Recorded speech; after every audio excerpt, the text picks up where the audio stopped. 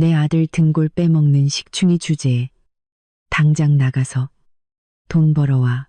시어머니는 며느리가 자기 아들의 돈으로 산 집에서 자기 아들의 아이를 돌보고 있다는 사실은 까맣게 잊은 채 소리쳤다. 이것이 마지막 한 방울이었다.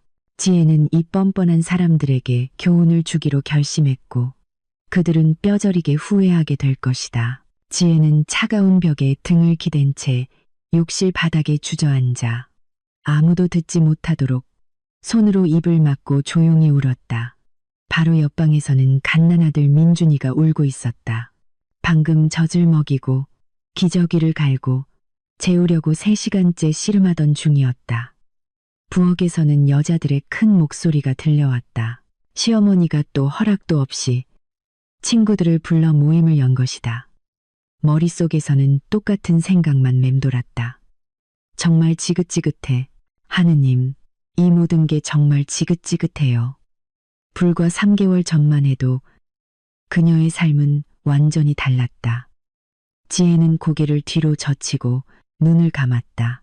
그녀가 대기업에 잘 나가는 영업팀 과장이었던 시절을 떠올렸다. 정장을 입고 협상에 참여하고 보너스를 받으며 원하는 건 뭐든 할 수 있었던 그 시절을. 8층에 있는 이 방 2개짜리 아파트가 벗어날 수 없는 감옥이 아니라 그녀의 자랑이자 기쁨이었던 그 시절을. 아이의 울음소리는 점점 더 커졌다. 지혜는 눈물을 닦고 일어나 거울 속 자신을 바라보았다. 눈 밑에는 다크서클이 짙게 깔린 창백한 얼굴, 헝클어진 머리, 아기가 토한 자국이 묻은 낡은 티셔츠. 28살인데 40은 되어 보였다. 마지막으로 푹 잔 게 언제였더라. 마지막으로 1분마다 방해받지 않고 조용히 커피를 마신 게 언제였지. 마지막으로 내 집에서 공짜 하녀가 아니라 한 명의 인간으로 느껴졌던 게 언제였을까. 어쩌다 내가 이 지경까지 왔을까. 그녀는 아기 방으로 향하며 생각했다. 불과 반년 전만 해도 모든 것이 좋았다. 아니 1년 전만 해도 그녀가 일하고 자기 돈을 벌고 남편 준서가 세심하고 다정했을 때, 시부모님이 한 달에 한 번 정도만 찾아와 2시간 이상 머물지 않았을 때, 그녀가 자기 아파트 구석에 처박힌 초라한 그림자가 아니라 자기 삶의 주인이었을 때, 지혜는 아들을 안아들고 흔들기 시작했다. 아기는 그녀의 어깨에 얼굴을 묻고 점차 조용해졌다. 우유와 아기 크림 냄새가 나는 따뜻한 덩어리. 그녀의 작은 민준이 이 모든 것을 감수하게 한 이유이자 시어머니의 끝없는 잔소리와 남편의 비겁함, 그리고 아무것도 바꿀 수 없는 자신의 무력함을 견디게 하는 존재. 하지만 예전에 그녀는 완전히 다른 사람이었다. 강하고 자신감 넘치고 독립적인. 22살에 대학을 갓 졸업하고 대기업에 신입사원으로 입사해 6년 만에 지역 영업팀장까지 오른 바로 그 의지에 책임을 지는 것을 두려워하지 않고 주요 고객과 협상을 이끌고 어려운 결정을 내리던 그 의지에 25살에 아파트 계약금을 모아 이 집을 샀다. 공원이 보이는 신축 아파트, 깨끗하게 인테리어된 방 2개짜리 집. 지혜는 열쇠를 받던 그날을 기억했다. 바로 자신의 첫 집 문을 열 때 얼마나 설렜는지, 텅 빈 방들을 거닐며 어떻게 꾸밀지, 어떤 커튼을 달고 어디에 소파를 놓을지 꿈꾸던 그 순간을. 이것은 그녀의 승리이자 성취였다. 아무도 그녀에게 돈을 보태주지 않았다. 15살에 교통사고로 부모님을 잃은 후로 부모님도 없었고 부유한 친척도 없었다. 오직 어머니의 여동생인 송이 이모뿐이었다. 이모는 비극 후에 그녀를 거두어 고등학교를 마치고 대학에 갈 수 있도록 도와주었다. 하지만 이모도 형편이 넉넉하지 않았다. 동네 병원에서 간호사로 일하며 자신의 2 아이를 키우고 있었다. 그래서 지혜가 가진 모든 것은 그녀 스스로 번 것이었다. 이 아파트의 모든 평방미터에는 그녀의 땀과 노력이 배어 있었다.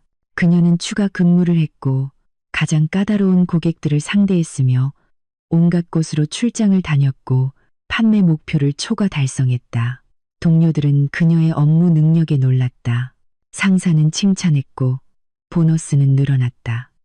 3년 만에 필요한 돈을 모았고 남은 금액은 주택담보대출을 받는 것을 두려워하지 않았다. 해낼 수 있다는 것을 알았기 때문이다. 언제나 모든 것을 스스로 해결했고 이번에도 해냈다. 대출금을 꼬박꼬박 갚았고 아파트를 아늑하고 아름답게 꾸몄다. 그녀의 작은 왕국, 그녀의 요새, 여기 모든 것이 그녀의 취향에 맞았다. 밝은색 벽지, 미니멀한 가구, 창가의 화분들, 저녁에 책과 함께 편안히 쉴 수 있는 부드러운 베이지색 소파, 침실에는 크고 편안한 침대, 거실에는 가끔 보고서를 마무리하던 컴퓨터가 있는 작업 공간이 있었다.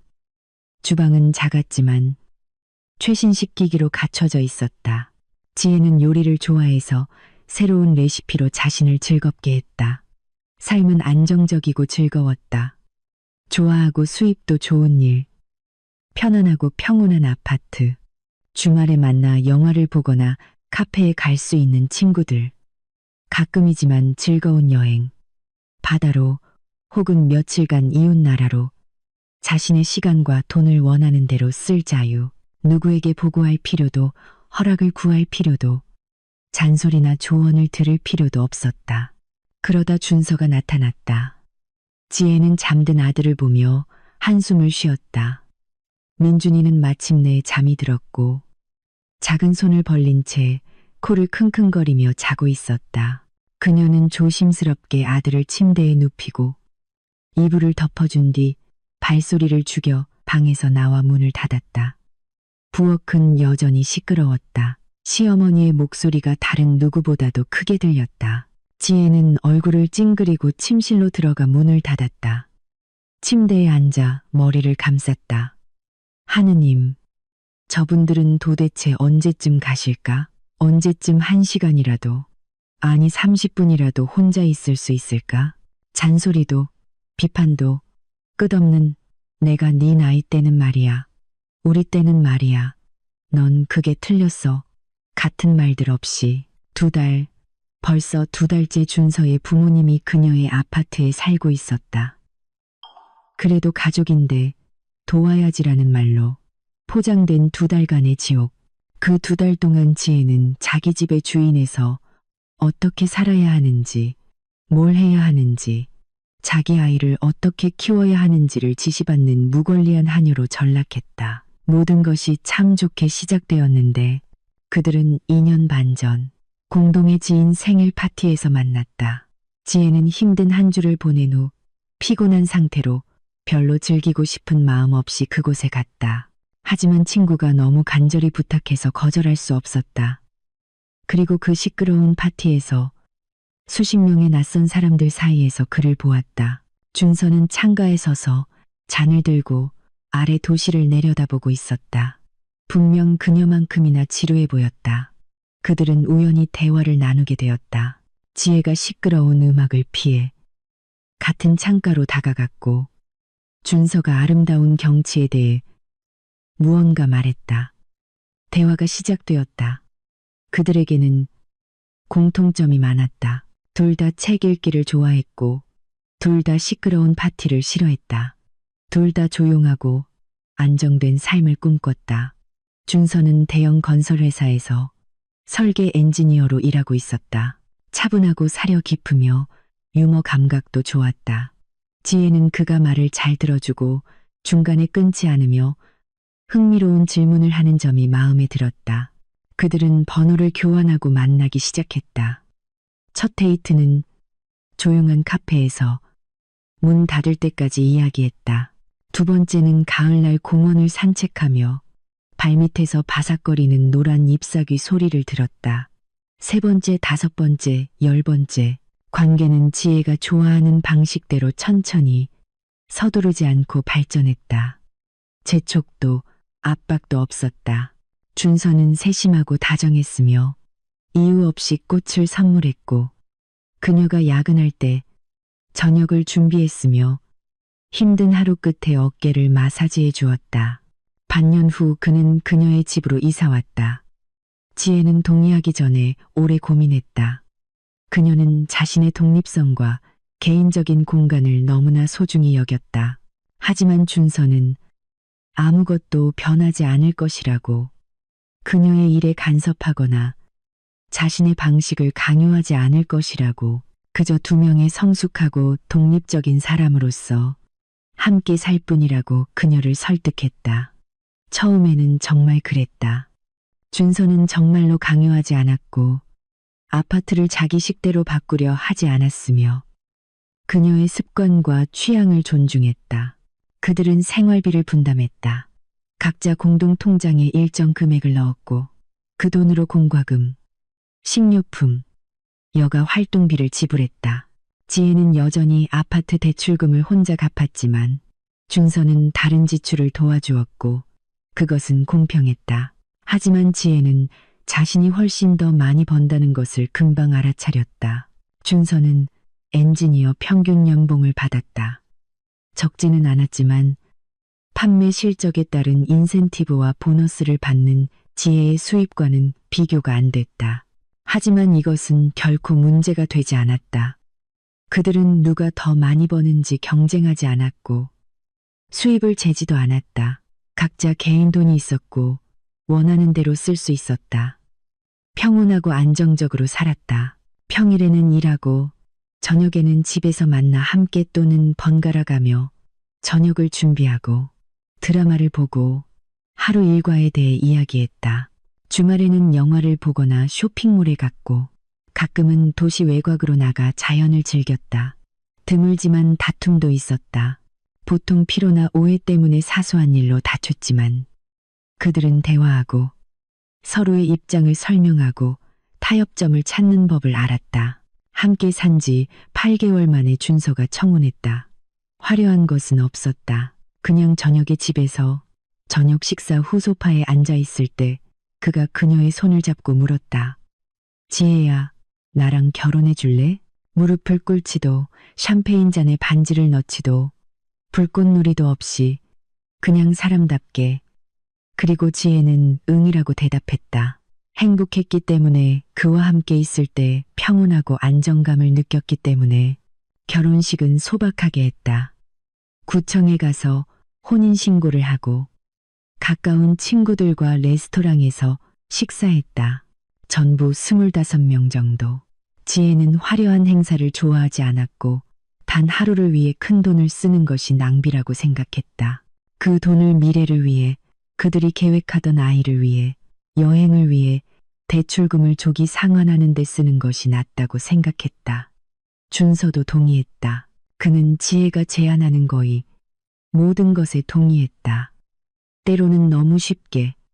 그녀는 처음에 남편이 이렇게 순종적이어서 기뻐했다. 다투지도 않고 자기 의견을 강요하지도 않아서. 나중에야 그것이 순종적인 것이 아니라 많은 문제에 대해 뚜렷한 자기 의견이 없다는 것을 깨달았다. 그는 다른 누군가가 결정을 내리고 자신은 그저 따르는 데 익숙했다. 예전에는 그 사람이 그의 어머니였고 결혼 후에는 지혜가 되었다. 하느님, 그의 어머니, 최 여사. 지혜는 미래의 시어머니와의 첫 만남을 떠올리며 얼굴을 찡그렸다. 준서와 만나기 시작한 지 2달 후였다. 그는 오랫동안 소개를 미루며 어머니가 까다로운 분이라 준비가 필요하다고 말했다. 지혜는 그때 그 말을 대수롭지 않게 여겼다. 뭐, 엄한 어머니겠지. 시어머니와는 항상 쉽지 않은 법이니까. 그건 당연한 일이라고 생각했다. 그녀가 얼마나 틀렸던가. 그들은 일요일 오후에 준서의 부모님 댁에 도착했다. 오래된 동네의 5층짜리 빌라 3층. 어두운 현관, 좁은 복도, 무언가 튀기는 냄새.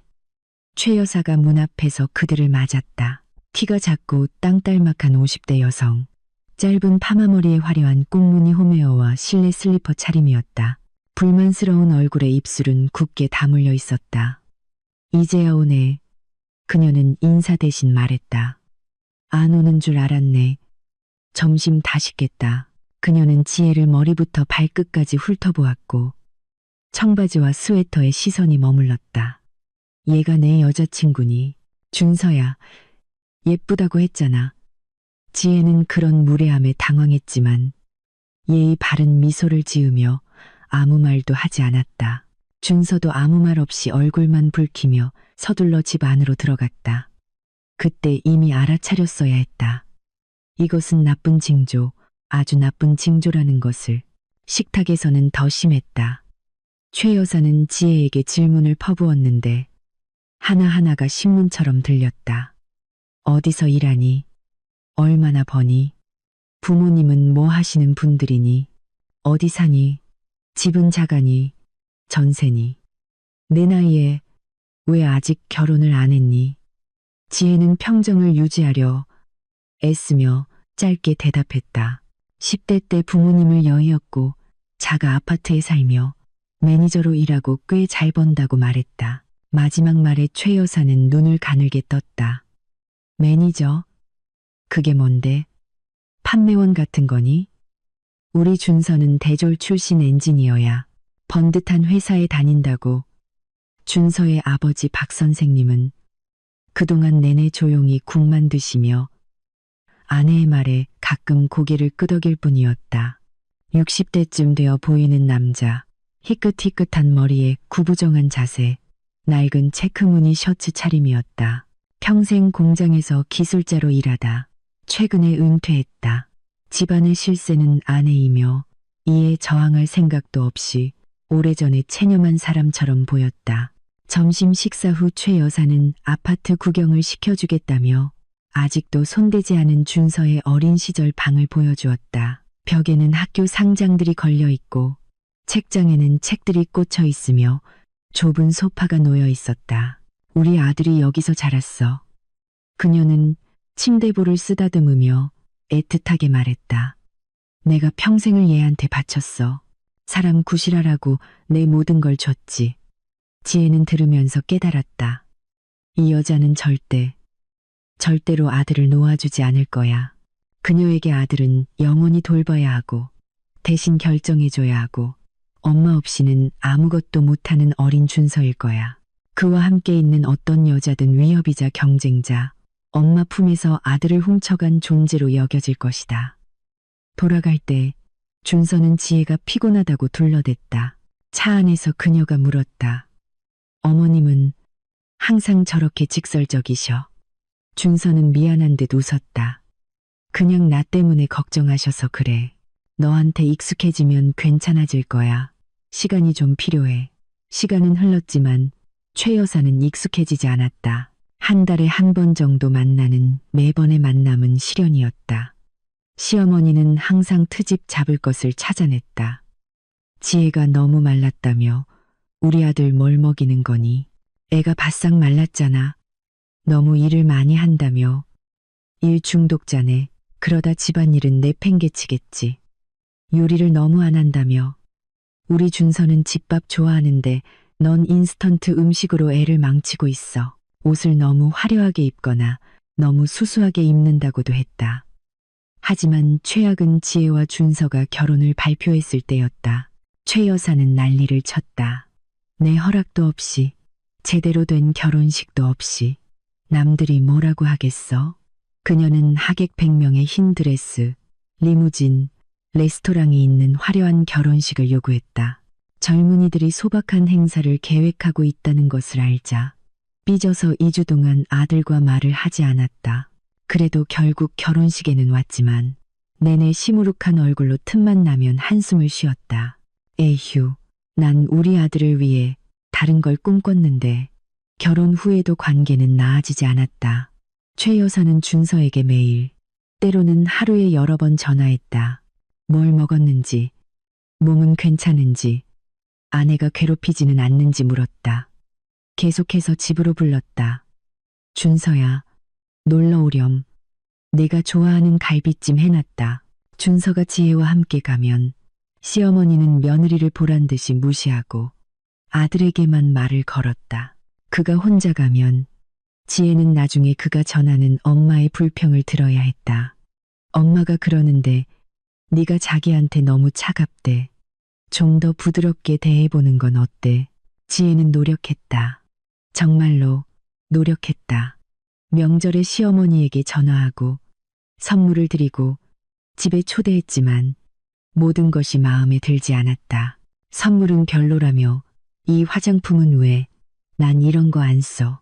전화는 때가 안 맞는다며 내가 이 시간에 쉬는 거 몰라. 초대는 진심이 아니라며 동정심에 부를 필요 없어. 내가 너희한테 필요 없는 존재인 거 아니까. 하지만 이 모든 것은 견딜만 했다.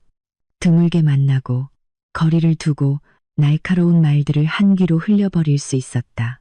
지혜는 일하고 돈을 벌고 자신의 삶을 살았다. 최 여사는 불쾌했지만 치명적인 요소는 아니었다. 그러다 지혜가 임신했다. 1년 전이었다. 임신은 계획했고 준비했다. 지혜는 27, 준서는 31였다. 아이를 갖기에 딱 좋은 나이였다. 그들은 다른 방을 어떻게 아기 방으로 꾸밀지, 어떤 유모차를 살지, 아기 이름을 뭐라고 지을지 의논했다. 준서는 행복했고 지혜도 마찬가지였다. 임신 초기 3개월은 힘들었다. 입덧, 무기력, 끊임없는 메스꺼움, 회사에 휴가를 내야 했다. 중기에는 나아졌지만 의사는 무리하지 말라고 권했다. 7개월이 되자 지혜는 일하기가 힘들어졌다. 배는 엄청나게 불렀고 다리는 붓고 계속 잠이 쏟아졌다. 회사에서는 이해심을 보이며 예정보다 일찍 육아휴직에 들어가는 것을 허락했다. 지혜는 출산을 준비하며 회사를 떠났다. 민준이는 초봄에 태어났다. 출산은 길고 힘들었지만 모든 것이 순조롭게 끝났다. 3.8kg, 52cm의 건강한 남자아이. 아기를 가슴에 안겨주었을 때 지혜는 행복에 겨워 울었다. 그녀의 아들, 그녀의 작은 기적. 준서는 곁에 있었고 자랑스러움으로 얼굴이 빛났다. 최 여사도 산후조리원에 찾아와 직접 뜬 베넷저고리와 기저귀가 가득 든 큰 가방을 가져왔다. 1시간 내내 손주에게서 눈을 떼지 못하며 지혜가 제대로 안아볼 틈도 주지 않았다. 어머, 웬일이니? 준서 어릴 때랑 똑같이 생겼네. 코는 완전 판박이야. 집에서의 첫 한 달은 지옥이었다. 지혜는 신생아가 이렇게 까다로운 존재인지 몰랐다. 민준이는 배고파서 기저귀가 젖어서 아니면 그냥 아무 이유 없이 계속 울었다.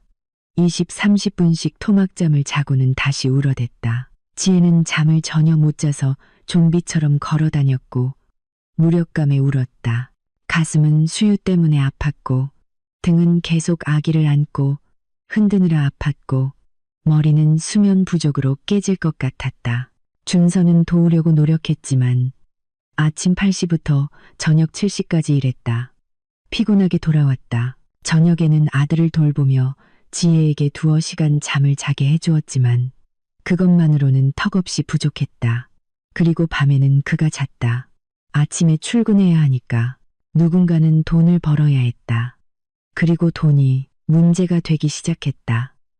육아휴직 급여는 지혜의 월급에 비하면 턱없이 적었다. 준서의 월급만으로는 아파트 대출금, 공과금, 식비, 기저귀, 만약을 위한 분유까지 모든 것을 감당하기가 벅찼다. 모든 것을 아껴야 했다. 카페도, 새 옷도, 여가 활동도 없었다. 오직 필수적인 것만. 지혜는 죄책감을 느꼈다. 일하지 않고 돈을 벌지 못하는 것에 대한 죄책감, 준서가 혼자 모든 것을 짊어져야 하는 것에 대한 죄책감. 비록 이 아파트는 그녀가 혼자 산 것이고 육아휴직 전에 대출금의 대부분을 갚았음에도 불구하고 그녀는 자신이 식객처럼 느껴졌다. 그러다 민준이가 태어난 지 3개월 후 준서 부모님 댁에 수리 문제가 터졌다. 전화는 늦은 저녁에 걸려왔다. 준서는 누군가와 오랫동안 통화했다. 그의 얼굴은 점점 더 걱정스러워졌다. 그가 전화를 끊자 지혜가 무슨 일이냐고 물었다. 부모님 댁에 물이 때 그가 침울하게 말했다. 욕실 파이프가 터졌어. 물이 아래층으로 다 흘러갔대. 심각해. 배관, 바닥, 벽 일부까지 다 뜯어내고 대대적인 공사를 해야 한대. 어머, 어떡해. 지혜는 진심으로 안타까워했다. 그래서 지금은 어디 계셔? 일단 집에 계시는데 물이 완전히 끊겼어. 내일 인부들이 와서 다 부술거래. 거기서 지내는 건 불가능해. 최소 2주는 걸릴 거야. 지혜는 속이 차가워지는 것을 느꼈다. 그가 무슨 말을 하려는지 이미 알고 있었다. 지혜야. 준서가 다가와 옆에 앉아 그녀의 손을 잡았다. 그 2주 동안 부모님이 우리 집에 계셔도 될까? 정말 갈 곳이 없으셔. 호텔을 잡기에는 너무 비싸고. 지혜는 안 돼. 라고 소리치고 싶었다. 혼자서도 겨우 버티고 있다고. 아기가 잠도 잘 못 자고. 집도 좁고 하루하루가 한계에 다다랐다고 말하고 싶었다. 지금 그녀에게 가장 필요 없는 것은 24시간 내내 곁에 있는 시어머니라고 말하고 싶었다. 하지만 그녀는 남편에 지치고 미안해하는 얼굴을 보고 거절할 수 없었다. 알았어. 그녀는 겨우 대답했다. 오시라고 해. 하지만 딱 2주야. 준서 씨. 최대 2주. 물론이지 물론. 공사 끝날 때까지만. 고마워. 여보. 당신이 최고야. 그가 그녀를 안았고 지혜는 이미 큰 실수를 저질렀다는 것을 느끼면서도 그를 마주 안았다. 하지만 이미 늦었다.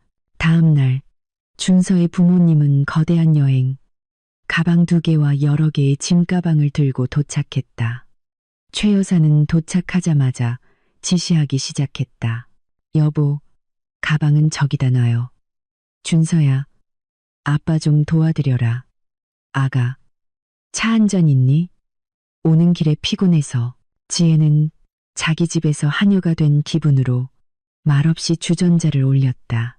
민준이는 유모차에서 자고 있었고 그녀는 이소란의 아기가 깰까봐 두려웠다.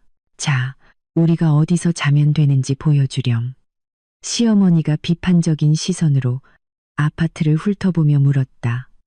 집이 좀 작네. 인테리어도 한지 꽤 된 것 같고 벽지가 벌써 바랬어. 손님방은 비워뒀어요. 지혜가 아기 방으로 꾸밀 예정이었던 2번째 방을 가리키며 말했다. 아직은 소파와 옷장이 있었다. 소파는 펼쳐지고 침구는 새 거예요. 접이식 소파. 최 여사가 얼굴을 찡그렸다. 난 허리가 안 좋아서 그런 데선 못 자는데 여보는 어때? 난 괜찮아. 그가 짐을 옮기며 중얼거렸다. 뭐 참아야지. 시어머니가 한숨을 쉬었다. 딱 2주인데. 2주. 만약 지혜가 그때 그 2주가 어떻게 변할지 알았더라면. 처음 며칠은 비교적 평온했다. 최 여사는 조용히 지냈고 심지어 청소와 요리를 돕기도 했다. 박 선생님은 대부분의 시간을 텔레비전 앞에서 보내며 아무에게도 방해되지 않았다. 지혜는 생각보다 끔찍하지는 않을지도 모른다고 생각하기 시작했다. 그러다 시작되었다. 처음에는 사소한 것들이었다. 시어머니는 부엌의 모든 냄비를 자기 식대로 다시 정리했다. 이게 더 편해. 아가, 나중에 익숙해질 거야. 그 다음에는 아기 돌보는 법에 대해 조언하기 시작했다. 애를 그렇게 안으면 안 돼. 이렇게 해야지. 그 다음에는 지혜가 만든 음식을 비판하기 시작했다. 국이 좀 밍밍하네. 진한 맛이 없어. 우리 준서는 좀 더 진하게 먹는 걸 좋아해. 일주일 후, 최 여사는 부엌을 완전히 장악했다. 다른 사람들이 뭘 원하는지 묻지도 않고 혼자 요리했다. 준서가 준 돈으로 식료품을 샀다. 이미 빠듯했던 바로 그 돈으로 마치 자기 집인 것처럼 식단을 짰다. 지혜는 반박하려 했지만 매번 이해하지 못하는 벽에 부딪혔다. 왜 그러니? 아가, 내가 하는 게 어렵지 않아. 너도 애 보느라 힘든데 내가 도와주는 거지. 하지만 그것은 도움이 아니라 침략이었다. 그리고 상황은 더 나빠졌다. 2주가 한 달이 되고 한 달이 한 달 반이 되었다. 준서의 부모님은 지혜의 아파트에 장기 체류할 기세로 자리를 잡았다. 매주 머물러야 할 새로운 이유가 생겼다.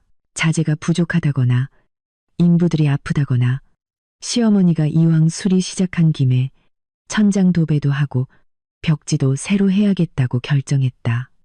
지혜는 신경쇠약 직전이었다. 잠을 전혀 못 잤다. 민준이는 밤에 이 시간마다 깼고 낮에는 끊임없는 소음 때문에 쉴 수가 없었다. 시어머니는 이제 단순히 돕는 것이 아니라 아파트를 완전히 통제했다. 지혜의 물건들이 계속해서 어딘가로 사라졌다. 시어머니는 청소를 하며 모든 것을 자기 자리에 다시 놓았다. 지혜가 아끼던 컵은 어느 날 냄비들 뒤쪽 깊은 찬장에서 발견되었다. 침대 옆 탁자에 있던 책들은 먼지 쌓인다는 이유로 옷장 안에 쌓여 있었다. 욕실에 있던 화장품은 최 여사가 침실로 옮겨 놓았다. 욕실의 외도, 습해서 다 상해. 어떤 반박에도 대답은 하나였다. 다 너 좋으라고 하는 거야. 나중에 고마워할 걸. 비판은 일상이 되었다. 또 늘어난 티셔츠 입고 다니네. 우리 준서가 보기 안 좋겠다. 애를 너무 덥게 입혔어. 땀띠 나고 감기 걸려. 시간 맞춰서 먹여야지. 달랠 때마다 주면 버릇 나빠져. 집은 작은데 정리가 안 되어 있네. 지혜는 이를 악물고 참았다.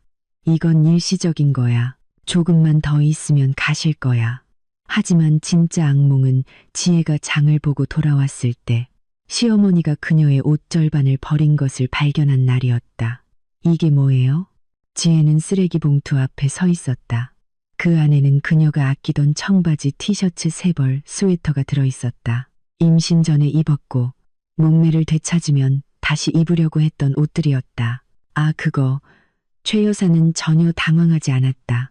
옷장 정리하다가 공간 좀 만들려고. 그 넝마들은 어차피 이제 너한테 작잖아. 애 낳고 몸매가 달라졌는데 쓸데없는 거 뭐하러 갖고 있어. 넝마가 아니라 제 옷이에요. 어머님은 그럴 권리 없으세요. 또 삐졌네. 시어머니는 입술을 오므렸다. 항상 이런 식이야. 사람을 도와주려고 하면 돌아오는 건 불평뿐이니. 준서야. 그녀는 거실 쪽을 향해 소리쳤다. 이리 와봐. 내 아내가 틀렸다고 말 좀 해줘. 준서가 방에서 나와 아내와 어머니 그리고 쓰레기 봉투를 번갈아 보았다. 지혜는 그가 망설이며 무슨 말을 할지 찾는 것을 보았다. 그리고 갑자기 깨달았다. 그는 언제나처럼 어머니를 선택할 것이다. 지혜야, 엄마가 일부러 그런 건 아니잖아. 그가 화해하려는 듯 말했다. 그냥 청소 도와주려고 하신 거야. 낡은 옷 때문에 그렇게 속상해할 거 없어. 낡은 옷? 지혜는 속에서 무언가 끓어오르는 것을 느꼈다. 이건 내가 3년 동안 입었던 내 최애 청바지야. 이건 송이 이모가 선물해준 스웨터고 낡은 옷이 아니라 내 옷이야. 그리고 당신 어머니는 내 허락 없이 이걸 버릴 권리가 없어. 어차피 이제 못 입잖아. 최 여사가 끼어들었다. 내가 보니까 이제 사이즈가 다르던데 더 맞는 걸로 새로 사. 무슨 돈으로 새로 사요? 지혜가 폭발했다. 우리 여윳돈 없어요. 모든 걸 아끼고 있다고요. 제가 일을 안 하니까요. 어머님도 잘 아시잖아요. 무거운 침묵이 흘렀다. 최 여사는 허리를 펴고 가슴에 팔짱을 꼈다. 바로 그거야. 일도 안 하고 집에만 있으면서 불만은 왜 그렇게 많아. 일을 했으면 새 옷도 살 수 있었겠지. 지혜는 입을 열었지만 말이 나오지 않았다. 그녀는 준서를 보았다. 그는 눈을 내리깔았다. 그녀는 돌아서서 침실로 들어가 문을 쾅 닫았다. 침대에 앉아 머리를 감쌌다. 울지마, 울지만 마. 그들에게 내가 얼마나 상처받았는지 보여주지 마. 저녁에 준서가 화해하러 왔다. 미안해. 내가 생각이 짧았어. 물론 엄마가 잘못했지. 내가 얘기할게. 하지만 지혜는 더 이상 그 말을 믿지 않았다. 그가 얘기하겠다고 약속한 게 몇 번이었나? 10번, 20번. 그래서 뭐가 달라졌나? 아무것도. 또 2주가 지났다. 지혜는 마지막 힘을 다해 버텼다. 그녀를 지탱해주는 유일한 것은 아주 곧 공사가 끝나고 준서의 부모님이 마침내 떠날 것이라는 생각뿐이었다. 그녀는 매일 남편에게 물었다. 공사, 이제 곧 끝나? 그리고 매번 모호한 대답을 들었다. 곧, 조금만 더. 그러다 그녀를 완전히 무너뜨리는 일이 일어났다. 지혜가 침실에서 민준이에게 젖을 먹이고 있을 때 초인종 소리가 들렸다. 그 다음에는 목소리, 많은 목소리들. 그녀는 조심스럽게 아들을 침대에 눕히고 복도로 나갔다. 현관에는 최소 10명은 되어 보이는 사람들이 북적이고 있었다. 최 여사는 손님들을 맞으며 분주하게 움직였다. 어서 와요. 어서. 옷 벗고 들어와요. 아가, 상 좀 차려주렴. 무슨 일이에요? 지혜가 조용히 시어머니에게 다가가 물었다. 아, 내 직장 동료들이야. 그녀가 무심하게 대답했다. 작은 아줌마 모임 좀 하려고. 오랜만에 모였네. 하지만 미리 말씀도 안 하셨잖아요. 그게 갑자기 이렇게 됐네. 자기들이 먼저 전화해서 제안했어. 내가 거절할 순 없잖아. 걱정 마. 조용히. 잠깐만 있다 갈 거야. 잠깐은 4시간이 되었다. 50대에서 60대 사이의 여성들이 4시간 동안 부엌에 앉아 시끄럽게 이야기하고 웃고 최 여사가 아침에 준서의 돈으로 산 재료로 구운 파이를 곁들여 차를 마셨다. 민준이는 소음에 깨서 울기 시작했다. 지혜는 아들을 달래려 했지만 아들은 그녀의 불안함을 느끼고 더 심하게 울었다. 손님들이 마침내 떠났을 때 부엌은 난장판이었다. 씻지 않은 그릇더미, 식탁과 바닥의 빵 부스러기, 차 얼룩. 최 여사는 하품을 했다. 어휴, 피곤하다. 나 좀 누워야겠어. 아가, 내가 나중에 설거지 좀 해줄래? 그리고 자기 방으로 가버렸다. 지혜는 부엌 한가운데 서서 그 난장판을 바라보았다. 머릿속이 텅 비었다. 화를 낼 힘조차 없었다. 그저 공허함과 절망뿐. 그녀는 로봇, 하녀, 자기 집에서 아무 권리도 없는 존재였다. 그녀는 아무 생각 없이 기계적으로 설거지를 시작했다. 민준이는 옆에 있는 바운서에 누워 그녀를 눈으로 갰고 있었다. 미안해, 아가. 그녀가 속삭였다. 이렇게 약한 엄마라서 미안해. 준서가 퇴근했을 때 지혜는 그를 부엌으로 불렀다. 마주 앉아 그의 눈을 보았다. 솔직하게 대답해줬으면 하는 질문이 하나 있어. 당신 부모님, 언제 가셔? 곧 공사 거의 다 끝났어. 정확히 언제? 한 일주일 반 정도 더? 준서 씨, 당신 부모님 우리 집에 사신 지 거의 2달이야. 2달, 이해가 돼. 2주 약속했잖아. 알아. 하지만 내가 어떻게 해? 공사가 길어졌잖아. 내 잘못이 아니야. 그럼 내 잘못이야? 당신, 어머니가 내 아파트를 시장 바닥으로 만들고 내 물건을 버리고 내 동의 없이 손님을 초대하고 내 아이, 아니 우리 아이 양육에 간섭하는 게 내 잘못이냐고. 우리 아이. 준서가 조용히 정정했다. 민준이는 우리 공동의 아이야. 그래, 우리 아이. 그런데 왜 나 혼자 얘랑 씨름하고, 왜 나 혼자 밤새 잠 못 자고, 왜 나 혼자 당신 어머니한테 모욕을 당해야 해? 당신은 아무 일도 없는 척하고, 척하는 거 아니야. 척하는 거 맞아. 지혜의 목소리가 터져 나왔다. 당신은 무슨 일이 일어나는지 다 보면서도 그냥 눈 감아버리는 게 편한 거야. 아내 편을 들어주는 것보다 모든 게 괜찮은 척하는 게 더 쉽겠지. 우리 엄마잖아. 준서도 목소리를 높였다. 내가 뭘 어떻게 해야 하는데. 길거리로 내쫓으라고? 아니. 하지만 제자리에 돌려놔야지. 여기가 내 집이고 여기엔 내 규칙이 있고 당신 어머니가 주인 행세할 권리가 없다는 걸 설명해야지. 우리 집. 그가 다시 정정했다. 우리 결혼했잖아. 바로 그 순간 지혜 안에서 무언가가 부서졌다. 그녀는 천천히 일어나 그에게 바싹 다가갔다. 내 집이야, 준서 씨. 우리가 만나기도 전에 내 돈으로 산 집이야. 내가 3년 동안 혼자 대출금 갚았어. 지금은 같이 내고 있지만 대부분은 내가 냈다고. 그리고 당신 어머니가 다시 한번 이걸 우리 사랑의 보금자리라고 부르면 등기부등본에 누구 이름이 적혀 있는지 상기시켜 줄 거야. 준서의 얼굴이 창백해졌다. 너 지금 진심이야. 진심 이상이야. 나 지쳤어. 준서 씨. 한계라고. 더 이상 당신 어머니를 내 아파트에서 못 참겠어. 이번 주에 떠나시거나 아니면 내가 무슨 짓을 할지 모르겠어. 그들은 서로를 바라보았다. 2년간의 결혼 생활 동안 처음으로 그들 사이에 진짜 균열이 생겼다. 준서는 시선을 내렸다. 알았어. 내가 얘기할게. 약속해. 하지만 그는 얘기하지 않았다. 혹은 얘기했지만 아무 소용이 없었다. 최 여사는 계속해서 그들 집에 살았고 주인 행세를 했으며 기회가 될 때마다 지혜를 비판했다. 그리고 일주일 후 지혜가 전혀 예상치 못한 일이 벌어졌다. 그녀는 아침에 부엌에서 들려오는 이상한 대화 소리에 잠이 깼다. 시어머니의 목소리가 흥분되어 있었다.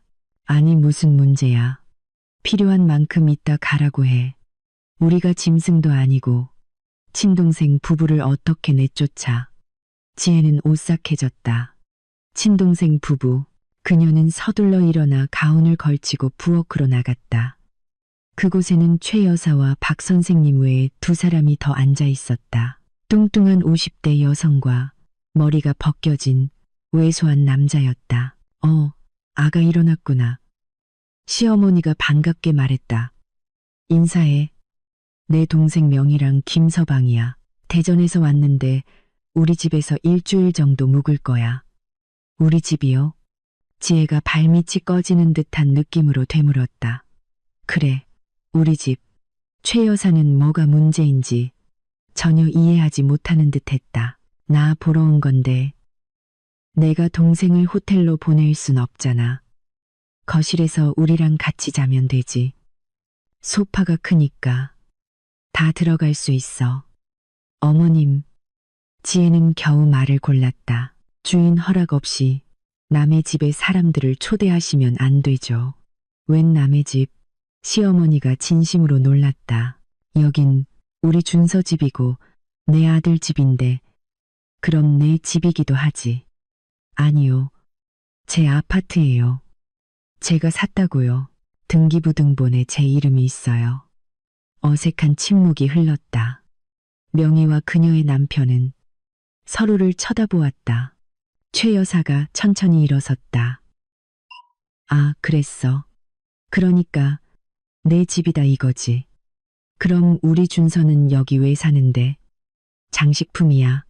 준서 씨는 제 남편이고 그래서 여기서 사는 거예요. 하지만 그게 어머님께 제 집을 마음대로 할 권리를 드리는 건 아니에요. 네가 지금 뭐라고 하는 거야? 시어머니의 얼굴이 붉어졌다. 우리가 여기서 2달이나 살면서 너 도와줬는데 이제 와서 우리를 내쫓아. 은혜도 모르는 것 도와주셨다고요? 지혜는 거의 히스테릭하게 웃었다. 어머님은 제 인생을 지옥으로 만드셨어요. 제 모든 행동을 비판하고 제 아이 양육에 간섭하고 제 물건을 버리고 손님들을 초대하셨죠. 이게 무슨 도움이에요? 방에서 민준이가 울기 시작했다. 지혜는 돌아서서 아들에게로 갔다. 손이 떨리는 것을 느꼈다. 등 뒤에서 시어머니의 분노에 찬 목소리가 들렸다. 저것 봐. 준서가 집까지 마련해줬더니 이제 와서 유세는. 명희야 미안하다. 애가 과로해서 저러나 봐. 지혜는 아들을 안아들고 꼭 껴안았다. 진정하기 위해 깊게 숨을 쉬었다. 준서 씨를 기다려야 해. 그가 이걸 멈춰야 해. 반드시. 준서는 저녁에 돌아왔다. 지혜는 복도에서 그를 맞았다. 옷도 갈아입기 전에 말했다. 당신 어머니가 내 허락 없이 내 아파트에 손님들을 데려왔어. 알아, 나한테 전화하셨어. 그가 미안한 표정으로 그녀를 보았다. 이모님이시래. 드물게 오시는 분이잖아. 딱 일주일만. 조금만 더 참아줘. 조금만 더. 지혜는 속에서 분노가 치밀어 오르는 것을 느꼈다. 준서 씨, 당신 부모님은 우리 집에 이주 계시기로 했어. 이주. 그런데 벌써 2달째 살고 계시고 이제는 이모님 부부까지. 이게 언제 끝나는데 왜 소리를 질러. 다 듣겠네. 들으라고 해요. 모두 들으라고. 나 이제 침묵하는 거, 참는 거, 내 집에서 하녀 노릇하는 거 지쳤어요. 거실에서 최 여사가 나왔다. 무슨 소란이야. 준서야. 무슨 일이니? 엄마. 제발 지금은 아니에요. 그가 부탁했다. 뭐가 지금은 아니야? 내 아내가 온 집안이 떠나가라 소리 지르고 있는데 이웃들이 듣겠어. 뭐라고 생각하겠니? 이웃들이 뭐라고 생각하든 상관없어요. 지혜는 더 이상 참지 않았다. 저는 당신들이 내 아파트에서 무슨 짓을 하는지가 중요해요. 준서 아파트. 시어머니가 정정했다. 여긴 준서가 주인이잖아. 어쨌든. 아니요, 제가 주인이에요. 등기부등본에 제 이름이 있어요. 제 아파트라고요. 아, 그거였군. 최 여사가 눈을 가늘게 떴다. 내가 우리 아들을 어떻게 생각하는지 이제 알겠다. 내 아파트다 이거지. 그럼 걘 뭔데? 아파트에 딸린 부속품이야? 제가 그런 뜻으로 말한 게 아니잖아요. 아니, 다 알겠어. 너 계산적으로 결혼했구나. 그래, 엔지니어의 월급도 괜찮으니 대출금 갚는데 도움이 될 거라 생각했겠지. 이제 실컷 이용해 먹고 내쫓고 싶은 거구나. 우리 부모까지 덤으로. 정신 차리세요. 전준서 씨를 사랑해요. 그래, 물론이지. 너무 사랑해서 그 부모는 존중하지도 않고 육아휴직 들어가서 남편 등골이나 빼먹고 있지. 내가 모를 줄 알아. 준서가 너희 셋 먹여 살리려고 얼마나 힘들게 일하는지. 엄마, 그만해요. 준서가 끼어들려 했지만 시어머니는 이미 폭주하고 있었다. 조용히 해. 준서야. 난다 보여. 제가 하루 종일 집에서 빈둥거리고 넌 죽어라 일하는 게 애 하나도 제대로 못 보면서 내가 도와줘도 고마운 줄도 모르고 불만만 가득하고. 지혜는 서서 이 비난의 홍수를 듣고 있었다. 그녀 안에 무언가가 천천히 그리고 완전히 부서져 내리고 있었다. 그녀는 준서를 보았다. 그는 고개를 숙인 채 침묵했다. 언제나처럼 그녀를 변호하지 않았다. 그리고 그녀는 그저 돌아서서 침실로 들어갔다. 안에서 문을 잠그고 침대에 앉았다. 민준이는 옆 침대에서 자고 있었다. 그녀의 작은 아들. 버텨야 할 유일한 이유. 미안해. 아가. 그녀가 속삭였다. 엄마가 정말 노력하고 있는데. 그날 밤 그녀는 거의 잠을 못 잤다. 천장을 바라보며 누워 어떻게 이런 삶에 이르게 되었는지 이해하려 했었다. 성공한 독립적인 여성이 자기 집에서 목소리 한 번 제대로 내지 못하는 억눌린 젊은 엄마로 변해버렸다. 어떻게 이런 일이. 그리고 아침에 모든 것을 바꾼 일이 일어났다. 지혜는 민준이의 울음소리에 잠이 깼다. 머리가 깨질 듯 아팠다. 뜬 눈으로 밤을 새우며 겨우 두어 시간 눈을 붙인 게 다였다. 그녀는 일어나 아들을 안고 분유를 탈물을 데우러 부엌으로 갔다. 스트레스 때문에 젖이 거의 마른 상태였다. 부엌에는 최 여사가 이모, 그리고 또 다른 여자, 새로운 친구와 함께 앉아 있었다. 셋은 차를 마시며 무언가 활기차게 이야기하고 있었다. 지혜를 보자 조용해졌다. 좋은 아침이에요. 지혜가 기계적으로 말하며 주전자를 올렸다. 침묵. 그러다 최 여사가 친구에게 몸을 돌렸다. 저것 봐, 김 여사. 봤지? 아침 11시인데 이제야 일어나잖아.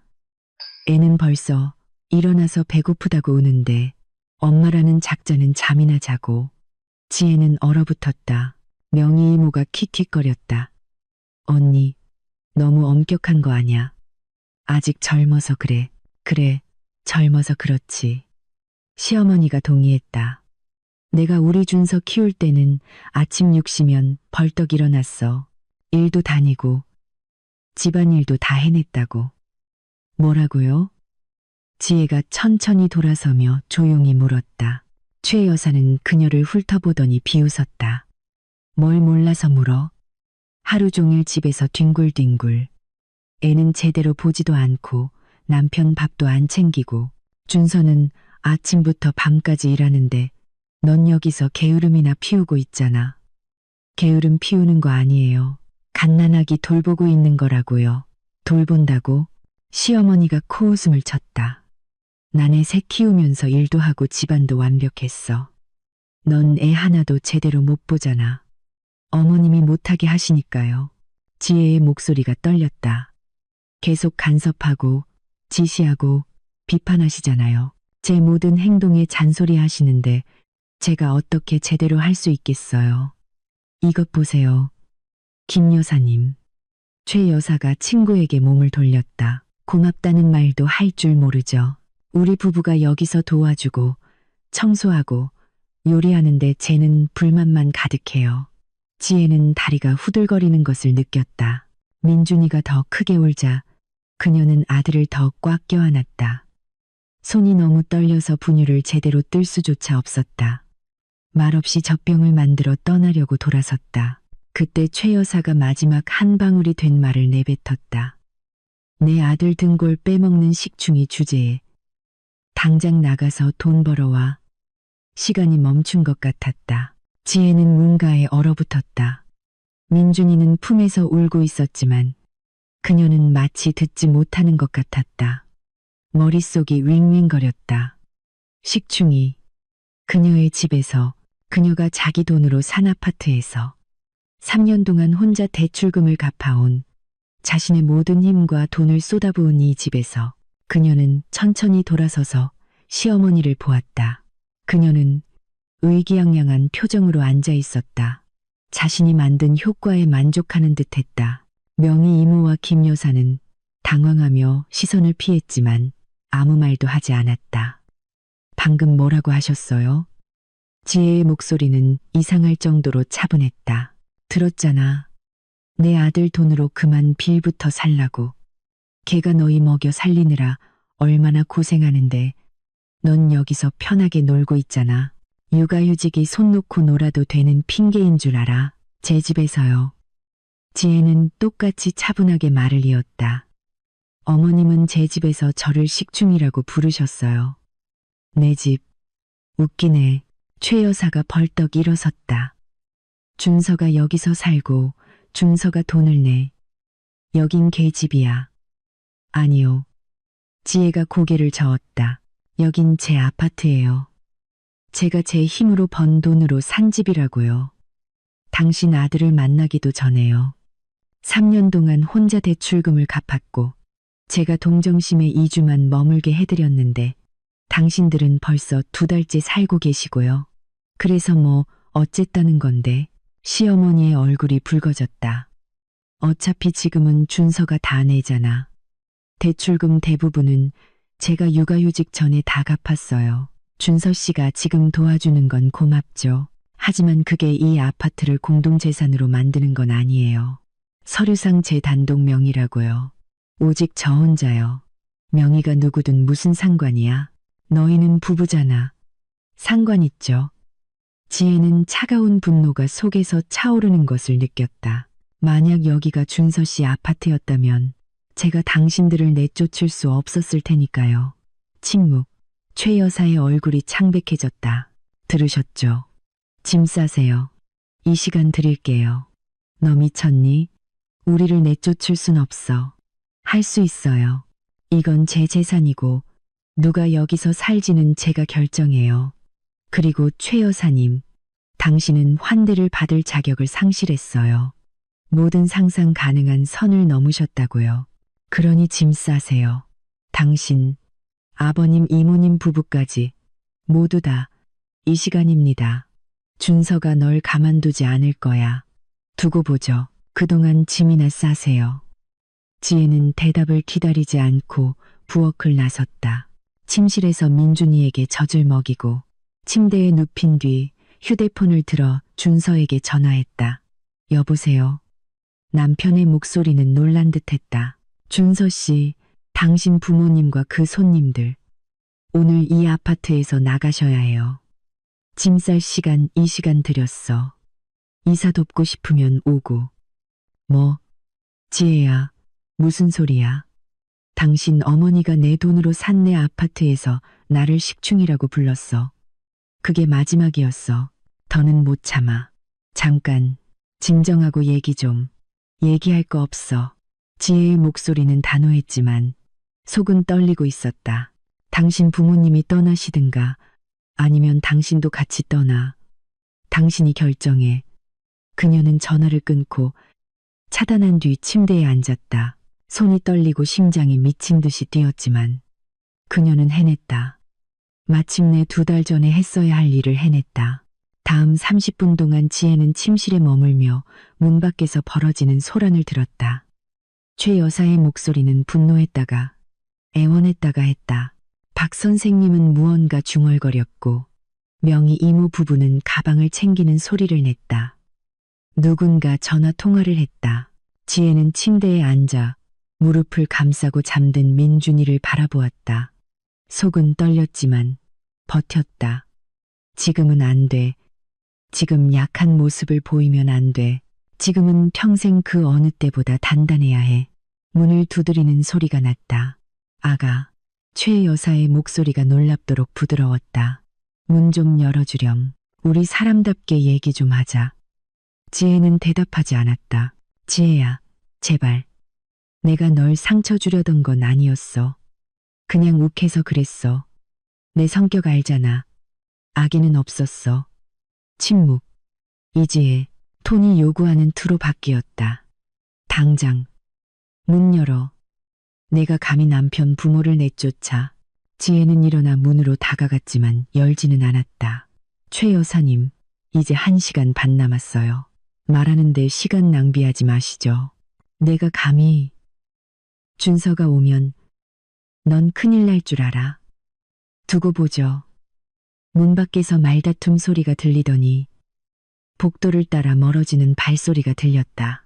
지혜는 침대로 돌아와 휴대폰을 들었다. 준서에게서 부재중 전화 10통, 송이 이모에게서 3통, 모르는 번호로 2통. 아마 준서의 친척 중 누군가일 것이다. 그녀는 남편이 보낸 문자를 열었다. 지혜야, 진심이야. 우리 진정하고 얘기하자. 이건 아니잖아. 우리 부모님이셔. 제발, 저녁까지 기다려줘. 다 얘기하자. 엄마 울고 계셔. 갈 곳 없는 거 알잖아. 지혜야, 답장이라도 해줘. 나 출발했어. 20분 안에 도착해. 그녀는 아무 메시지에도 답장하지 않았다. 대신 송이 이모와의 채팅창을 열고 썼다. 이모, 괜찮아. 그냥 집안일 정리 중이야. 나중에 전화할게. 20분 정도가 더 지났다.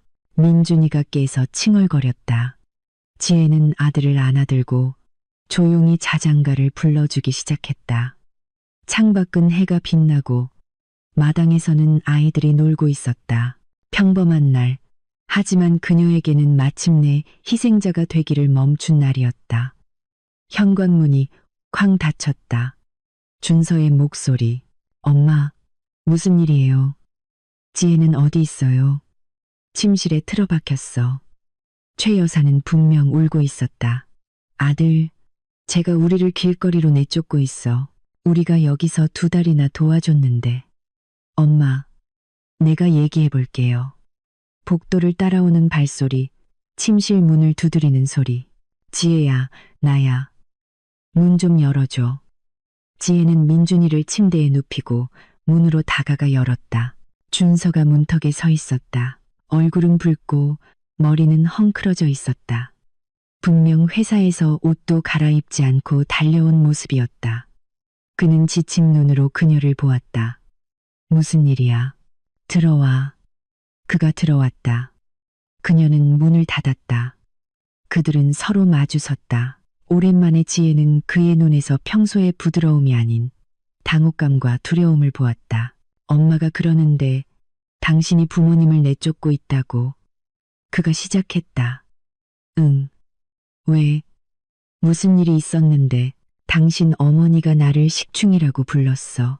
준서가 얼굴을 찡그렸다. 알아. 나한테도 말했어. 그런 뜻이 아니었대. 그냥 욱해서 그런 거야. 그만. 지혜가 손을 들었다. 지금 또 어머니를 변호할 거지.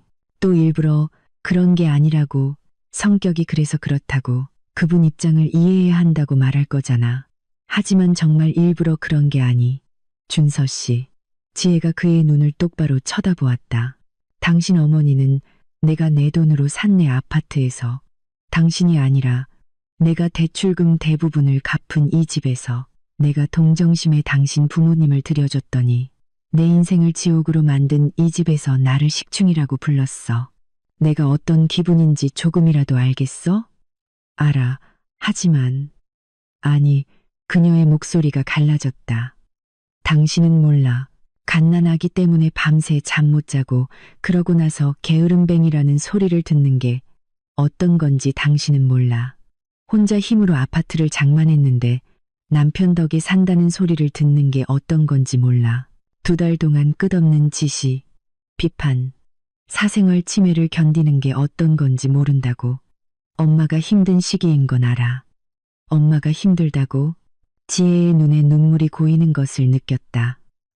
그럼 난 쉬워, 준서 씨. 난 한계라고. 매일 아침 눈을 뜨면 이 하루를 어떻게 버텨야 할지 모르겠어. 스트레스 때문에 젖도 마르고 있어. 아무도 못 듣게 욕실에서 울어. 내 집에서 내가 이방인처럼 느껴진다고.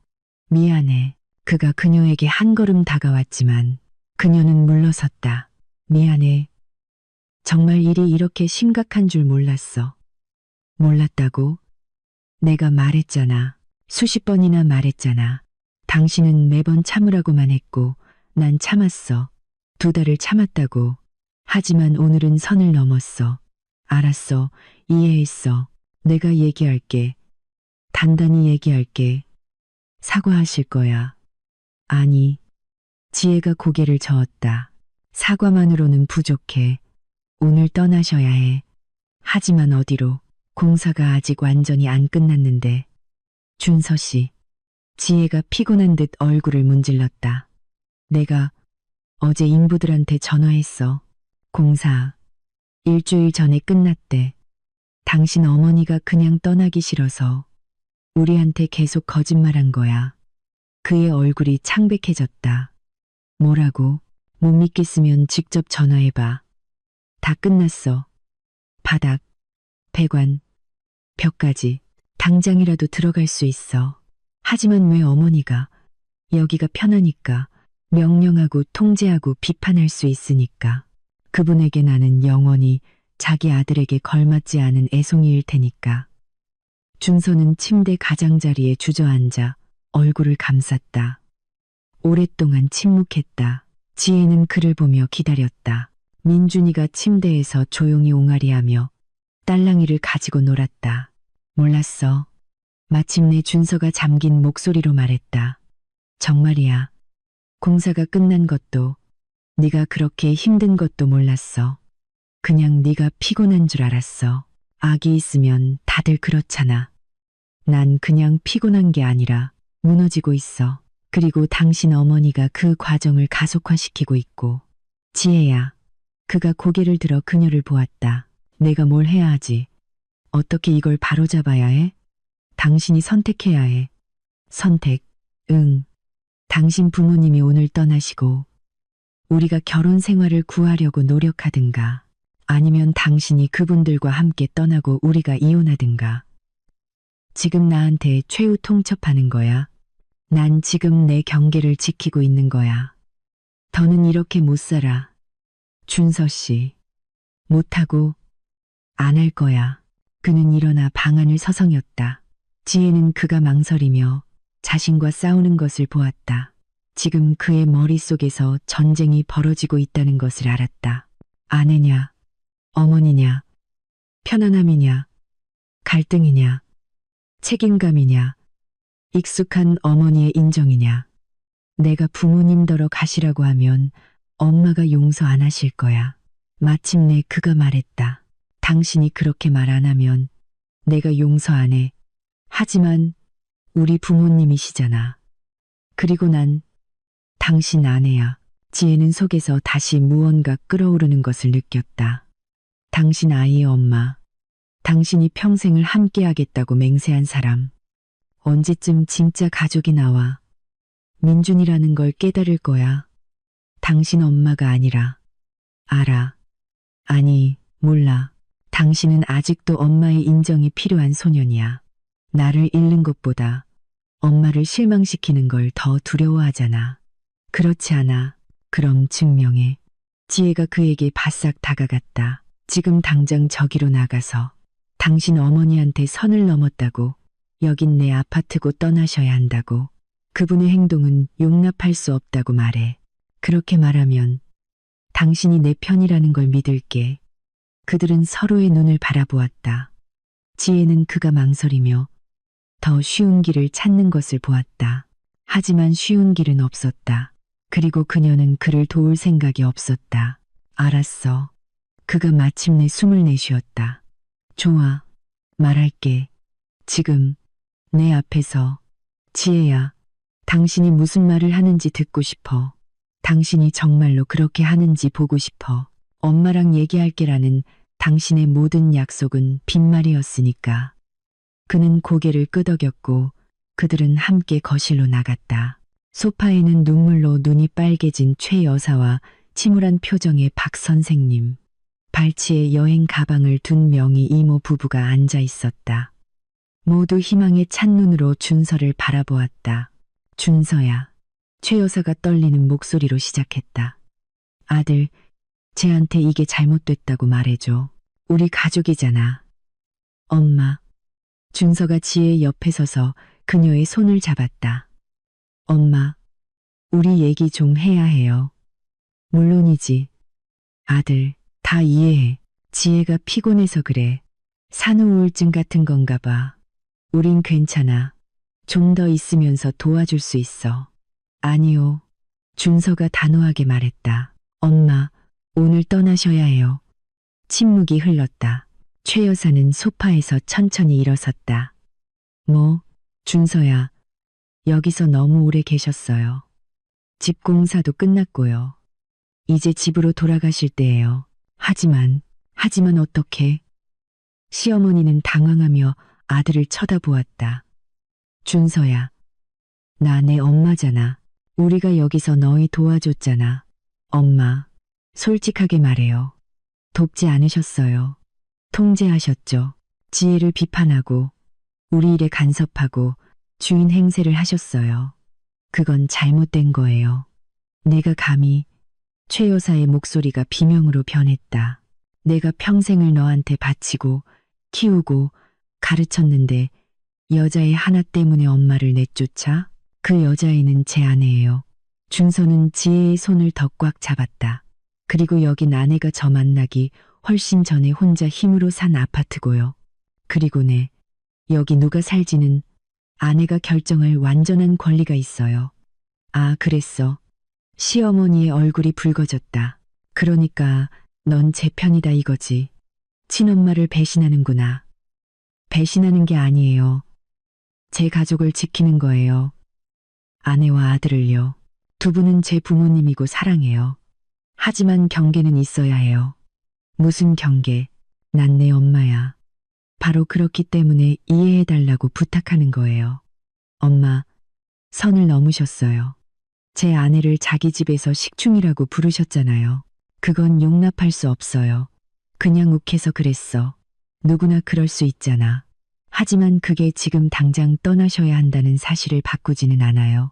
최 여사는 지혜를 증오에 찬 눈으로 쳐다보았고 지혜는 저도 모르게 한 걸음 물러섰다. 다 너 때문이야. 내가 쟤를 나한테서 등 돌리게 만들었어. 이간질쟁이. 엄마, 그만해요. 준서가 아내를 가리며 앞으로 나섰다. 지혜는 아무 잘못 없어. 엄마 행동이 잘못된 거예요. 내가 잘못했다고? 시어머니가 심장을 부여잡았다. 쟤 때문에 내가 이 지경이 됐네. 여보, 당신 아들이 하는 말 들려요?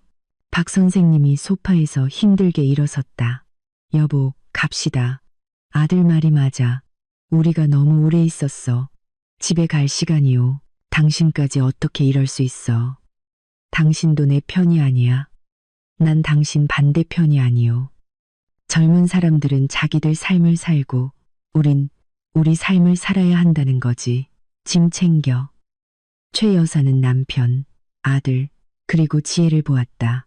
그녀의 눈에 눈물이 고였다. 좋아.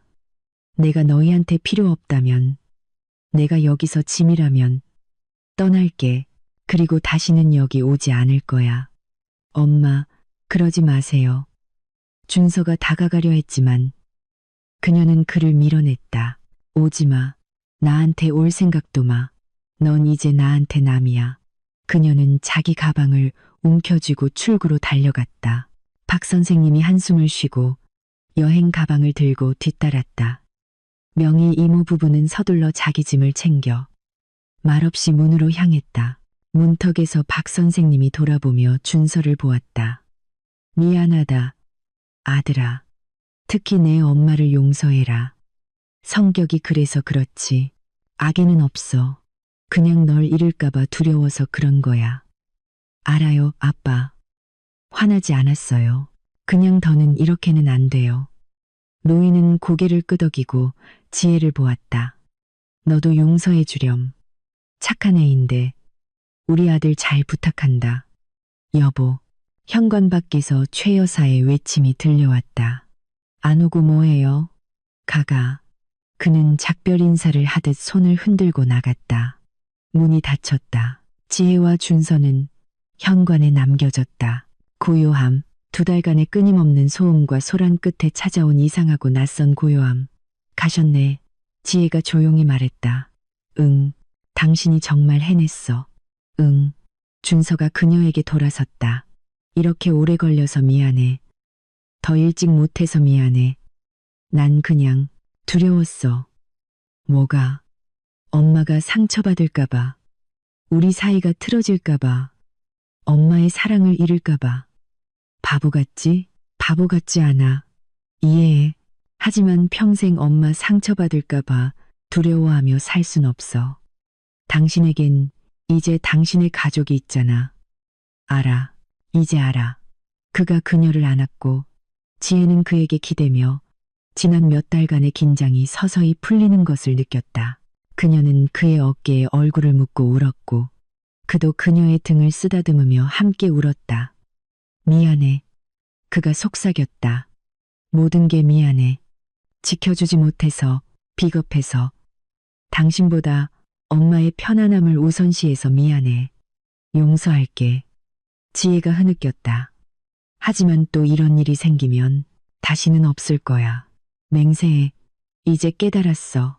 마침내 그들은 오랫동안 서로를 안고 서 있었다. 침실에서 민준이의 울음소리가 들릴 때까지 지혜가 몸을 빼며 눈물을 닦았다. 아들한테 가야 해. 내가 갈게. 당신은 좀 쉬어. 그는 침실로 갔고 지혜는 거실로 갔다. 둘러보았다. 텅 비었다. 마침내 텅 비었다.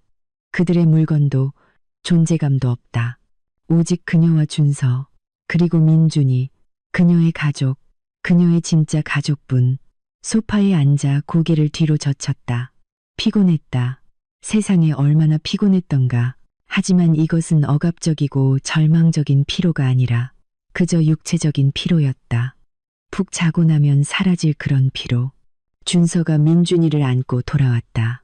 밥 먹었어? 응, 방금. 그럼 내가 얘랑 있을게. 당신은 좀 자. 정말, 정말 괜찮아. 가서 누워. 내가 할 수 있어. 지혜는 남편을 보았다. 그가 얼마나 조심스럽게 아들을 안고 있는지, 어떻게 아들에게 미소 짓고 있는지, 그리고 오랜만에 그에게서 마마보이가 아닌 아버지, 남편, 파트너의 모습을 보았다. 고마워. 그녀가 조용히 말했다. 내가 고맙지. 떠나지 않고 기회를 줘서. 그녀는 그의 뺨에 입을 맞추고 침실로 갔다. 침대에 누워 이불을 덮었다. 창밖에서는 아이들이 노는 소리, 자동차 경적 소리, 평범한 도시의 삶이 들려왔다. 그리고 여기 아파트 안은 조용하고 평온했다. 그녀의 아파트, 그녀의 집, 그녀의 요새. 그녀는 눈을 감았고 몇 달 만에 처음으로 잠에 빠져들었다. 깊고 평온하며 악몽 없는 잠. 4시간 후 무언가 맛있는 냄새에 잠이 깼다. 일어나 부엌으로 나갔다. 준서가 가스레인지 앞에 서서 냄비에 담긴 무언가를 적고 있었다. 민준이는 옆 바운서에 누워 공갈 젖꼭지를 빨고 있었다. 요리하고 있어? 지혜가 놀라서 물었다. 노력 중이야. 그가 미안한 듯 웃었다. 솔직히 어떻게 하는지 잊어버렸는데 그럭저럭 되는 것 같아. 이게 뭐야? 토마토 소스 파스타. 내가 그나마 제대로 할 줄 아는 유일한 요리야. 지혜가 다가가 냄비를 들여다보았다. 꽤 괜찮아 보였다. 식탁에 앉아 남편을 보았다. 이상한 기분이었다. 마치 이 모든 악몽이 시작되기 전 처음처럼 다시 둘만 있는 것 같았다. 준서 씨. 그녀가 시작했다. 우리 얘기 좀 해야 해. 알아. 그가 불을 끄고 그녀에게 돌아섰다. 얘기하자. 당신 어머니에 대해서. 그가 고개를 끄덕이고 맞은편에 앉았다. 들을게. 당신이 어머니랑 관계를 끊는 건 원하지 않아. 당신 엄마고 당신이 그분을 사랑하는 거 이해해. 하지만 규칙은 있어야 해. 어떤, 첫째, 예고 없는 방문은 안 돼. 우리 둘 다 편한 시간에 미리 약속하고 오시는 거야. 둘째, 나나 내 육아 방식에 대한 비판은 없어. 만약 시작하시면 당신이 즉시 멈춰야 해. 셋째, 우리가 민준이를 어떻게 키우는지에 간섭하시면 안 돼. 조언은 괜찮지만 강요는 안 돼. 넷째, 여긴 내 아파트고 다시는 여기서 사시는 일은 없을 거야. 홍수가 나든 불이 나든 지진이 나든 상관없이. 준서는 고개를 끄덕이며 주의 깊게 들었다. 동의해. 전부다. 그리고 또 하나, 만약 다시 나를 식충이라고 부르거나 다른 방식으로 모욕하시면 난 그분과의 연락을 완전히 끊고 민준이도 못 보게 할 거야. 그건 너무 심한데. 그건 공평한 거야. 난 모욕을 참을 의무가 없어. 준서 씨, 누구에게서든, 당신 어머니에게서조차도. 당신 말이 맞아. 예전엔 그걸 이해하지 못해서 미안해. 지금이라도 이해했다니. 그게 중요하지.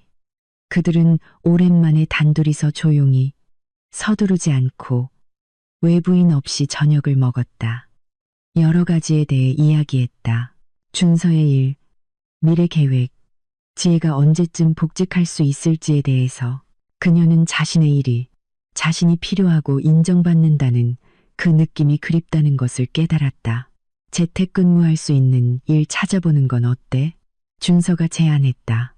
내가 집안일을 더 많이 맡을게. 일찍 퇴근해서 민준이 보는 것도 돕고. 정말이야. 오늘 많은 생각을 했어. 내가 어떻게 행동했는지 부끄러워. 육아휴직 전에도 당신이 돈 대부분을 벌어왔고 지금도 혼자 아기를 보고 있어. 게다가 우리 엄마까지 참아냈는데 난 당신 삶을 편하게 해주려고 노력조차 안 했어. 당신은 이랬잖아. 그건 변명이 안 돼. 민준이는 우리 공동의 아들이야. 책임도 공동으로 져야지. 지혜가 미소 지었다. 알았어.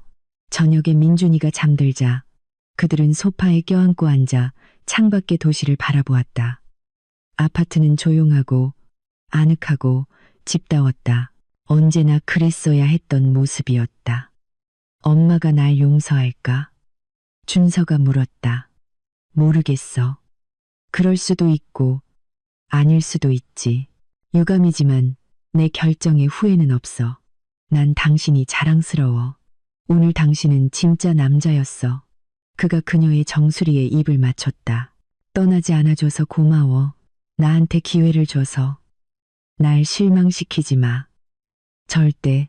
약속할게. 3일이 지났다. 최 여사에게서 전화는 오지 않았다. 준서는 연락을 시도했지만 그녀는 받지 않았다.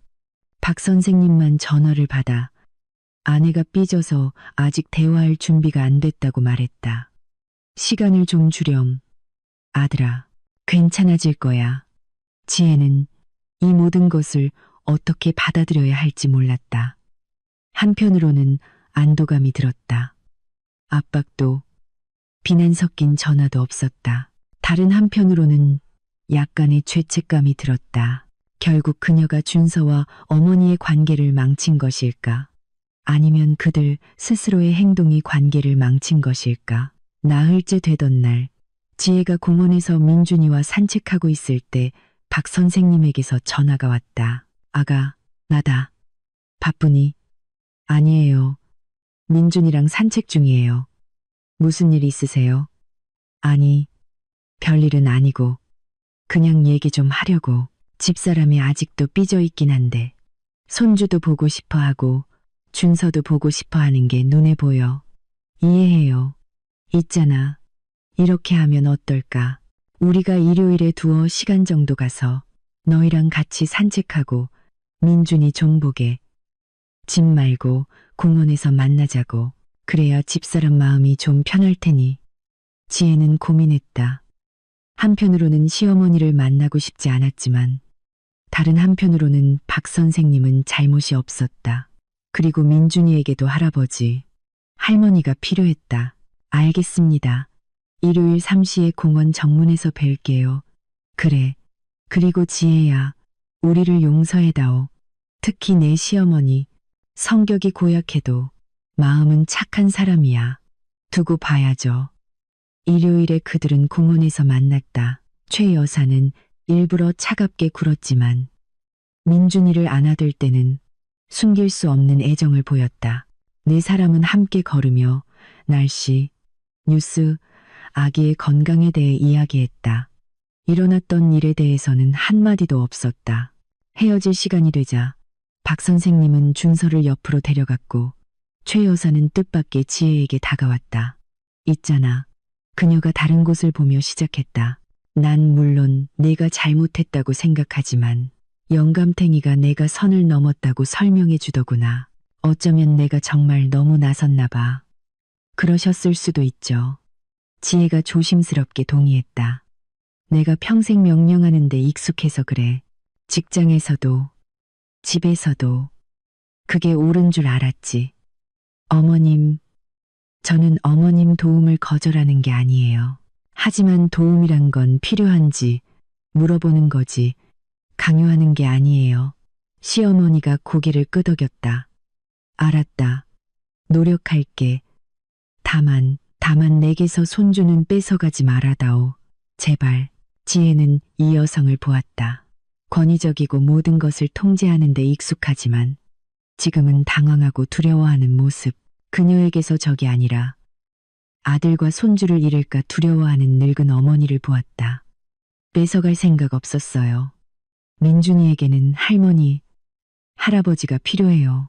단, 제 경계를 존중해 주신다는 조건 하에. 그럴게. 정말로. 그럼 다음 주 일요일 점심때쯤 저희 집에 오세요. 최 여사는 뜻밖의 감사함으로 그녀를 보았다. 정말? 네. 하지만 미리 경고하는데 제게 비판 한마디라도 하시는 순간 방문은 끝나는 거예요. 알았다. 고맙다. 그들은 헤어졌다. 준서가 지혜의 손을 잡았다. 어머니랑 화해했어. 화해한 거 아니야. 그냥 한 번 더 기회를 준 거지. 명확한 조건 하에. 당신 대단하다. 약하게 사는 거에 지쳤어. 당신은 약한 적 없어. 그냥 오랫동안 참았을 뿐이지. 지혜가 미소 지으며 그에게 기댔다. 민준이는 유모차에서 자고 있었다. 창밖으로 가을 나무들이 스쳐 지나갔다. 모든 것이 아직 쉽지는 않았다. 앞으로 대화도 맞춰가는 과정도 있을지 모를 갈등도 남아 있었다. 하지만 이제 그녀는 알았다. 자신에게는 자신의 경계를 지킬 권리가 있고 자신을 지지해주는 남편이 있다는 것을. 이것은 동화 속 행복한 결말이 아니었다. 이것은 새롭고 복잡하지만 정직한 장의 시작이었다. 각자 자신의 자리, 자신의 권리, 자신의 의무가 있는 곳, 가족의 평화를 위해 누구도 모욕을 참을 의무가 없는 곳. 지혜는 잠든 아들을 보며 생각했다. 내가 크면 나는 너에게 내 경계를 지키는 법을 가르쳐 줄 거야. 필요할 때 아니오라고 말하는 법을, 정의로 이어진다면 갈등을 두려워하지 않는 법을 가르쳐 줄 거야. 그리고 절대, 듣고 있니? 절대 누구도 너나 내 소중한 사람들을 식충이라고 부르게 두지 마. 특히 자기 집에서는. 그때까지 그들은 그저 공원을 걷고 있었다. 위기를 겪고 살아남은 젊은 가족. 상처도 고통도 없진 않았지만 함께였다. 그리고 그것이 가장 중요했다.